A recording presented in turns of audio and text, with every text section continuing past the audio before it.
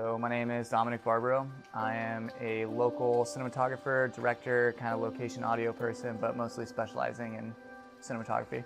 My whole life I've always been into creative stuff. I played music. I lived in LA doing music for a while. Like I was into acting and then, kind of gave that up in my early 20s and was like, I need to do something that makes money and whatever. So like I did cooking for a while and then, I started getting really anxious that I was like, I'm not using this talent and I feel like it's there and I'm like not getting to use it and like I need to do something with it. I think that was enough to like motivate me to find out like about film school and actually start and go for it.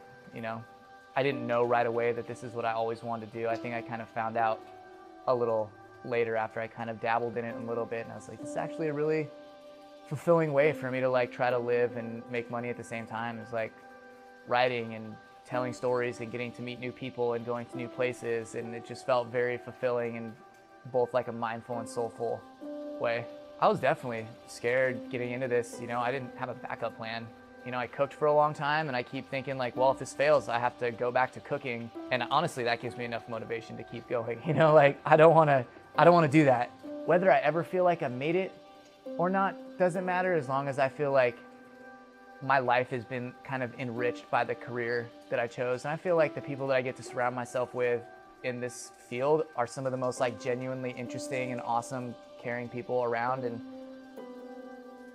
I guess to me, that's why I feel like I made it. Like I just have a lot of people around that are super great people. So the only real thing so far I feel like that's been kind of just like the biggest hurdle is just you have a passion and you kind of like have a drive and you want to do it, but it's just that first step of like breaking in to start meeting the right people, to start like gathering work. I feel like that was the hardest part, especially when you're not in, like I grew up in Bellingham, which is just outside of Seattle, and it's like a small town. So like making that jump from a small town to a big city where I don't know a lot of people and kind of coming into that film community that already exists and trying to make a name for myself, that to me has been the hardest part. The only other hard part is to keep finding inspiration over and over again so you don't get bored of doing, because it's just like anything. Once you do it enough, it starts to get boring and it's like, do I really want to do this? So really trying to meet new people and see new stories, so I'm like constantly feeling motivated to stay in this craft. I mean, that's been probably the other big thing, is just trying to stay inspired, really.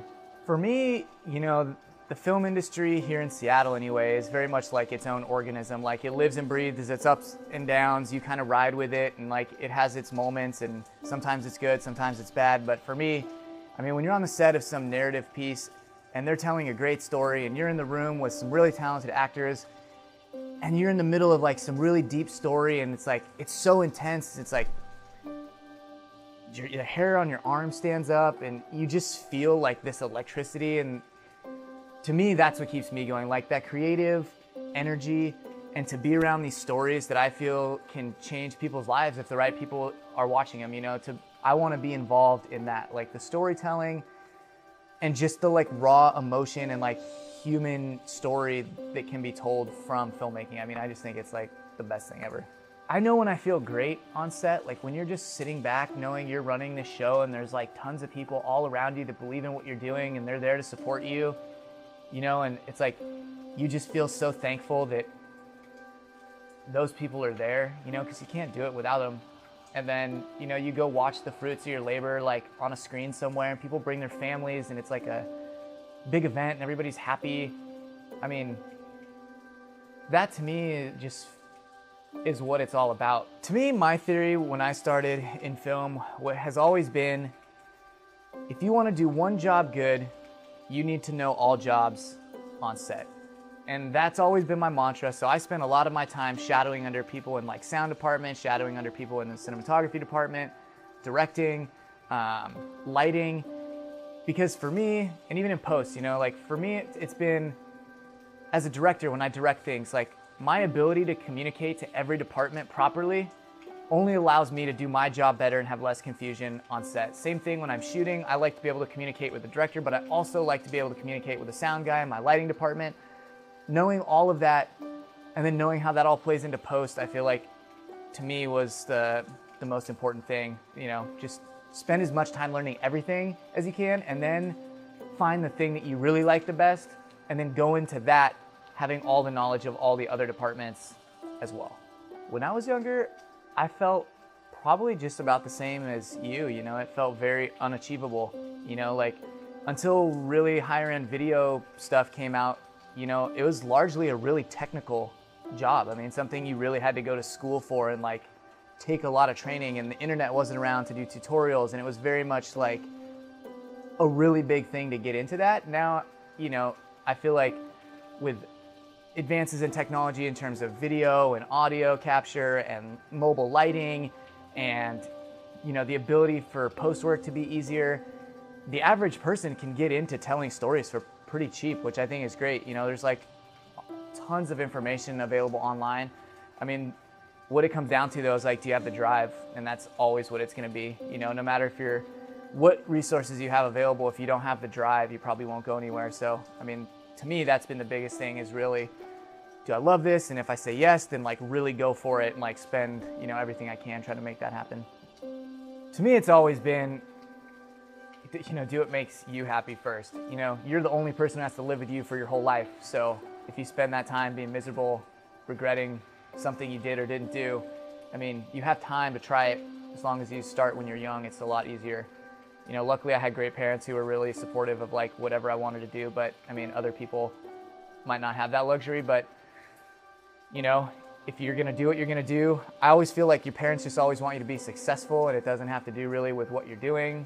As long as you can prove to anybody, you know, that you doing what you do can make you successful. I mean, like, you can make a decent living in the communications industry. So, I mean, you know, and some people it's not about making a good living. I mean, for me, it's like I've passed up a lot of jobs just, you know, to be able to do other things, you know, like turn down really corporate good paying jobs because they're, you know, they're like, well, it's this many hours and it's not very creative, so, but we pay you a lot. And it's like, I don't want to do that. Like, I want to have a place where I can tell stories and, you know, have that as an option, even if I want to, you know, take a weekend off or take a few weeks off and go shoot a feature or, you know, tell some story.